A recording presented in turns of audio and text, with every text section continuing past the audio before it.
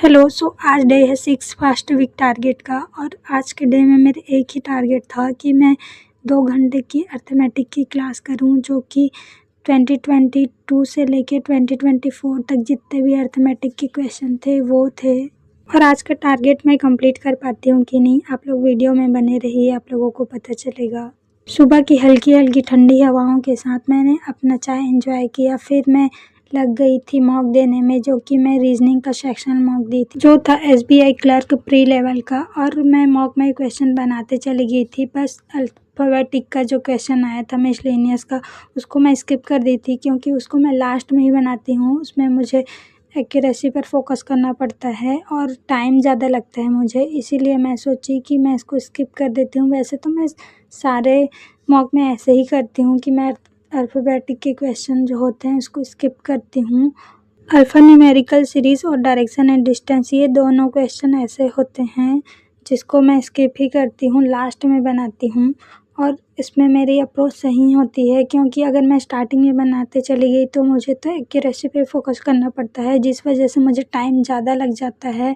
और जब मैं पूरे पज़ल सॉल्व करने के बाद 2 मिनट या 3 मिनट या 4 मिनट बचा रहता है, उस टाइम पे बनाती हूँ, तो टाइम भी बचा रह जाता है और फिर मुझे एक्यूरेसी पे भी फोकस करना ईजी हो जाता है। और आप सब अभी क्या पढ़ाई कर रहे हो? क्या आप लोग सेक्शनल मॉक देते हो या फिर फुल लेंथ मॉक देते हो? आप मुझे कमेंट करके ज़रूर बताओ। और आप लोगों की परसेंटाइल एंड एक्यूरेसी अभी कैसी है वो भी मुझे कमेंट करके बताओ। मॉक में 2nd नंबर का पजल था, उसमें मैं स्टक हो गई थी। शायद मैंने प्रोजेक्शन गलत बना लिए थे या फिर मैंने रीड कर गलत कर लिया था, पर मैंने उस टाइम हार नहीं माना और फिर मैं आगे बढ़ती चली गई। पर मुझे लगा नहीं था कि मेरे इतने परसेंटाइल एंड कि ऐसी एक्यूरेसी होगी। पर आप लोग आगे देखिएगा कितनी परसेंटाइल एंड एक्यूरेसी आती है। और मॉक में मैं गलती वहाँ की थी जहाँ मुझे गलती नहीं होनी चाहिए थी, और वही ही मैं गलत कर दी। सब कुछ अच्छा बनाने के बाद भी, सही बनाने के बाद भी गलत हो गया।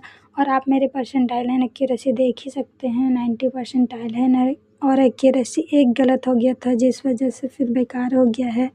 और वो क्वेश्चन था कि उसमें 5th फ्लोर में था वाई, पर मैं कर दी थी 4th फ्लोर में, ऐसा था। पजल सही बनाने के बाद जब हम क्वेश्चन सिलेक्शन में गलती कर देते हैं तो फिर बहुत ही ज़्यादा गुस्सा लगता है, ये कैसे हो गया करके। मैं सोची नहीं थी कि मैं पजल के क्वेश्चन में मिस्टेक करूँगी करके, पर ठीक है, हो जाता है, मैं आगे से ध्यान रखूँगी।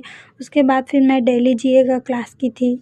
और कल के वीडियो में मैंने बताया था कि मैं GA के अप्रोच में चेंज की हूँ, तो क्या चेंज की हूँ वो आपको आज की वीडियो में नहीं, कल की वीडियो में पता चलेगा।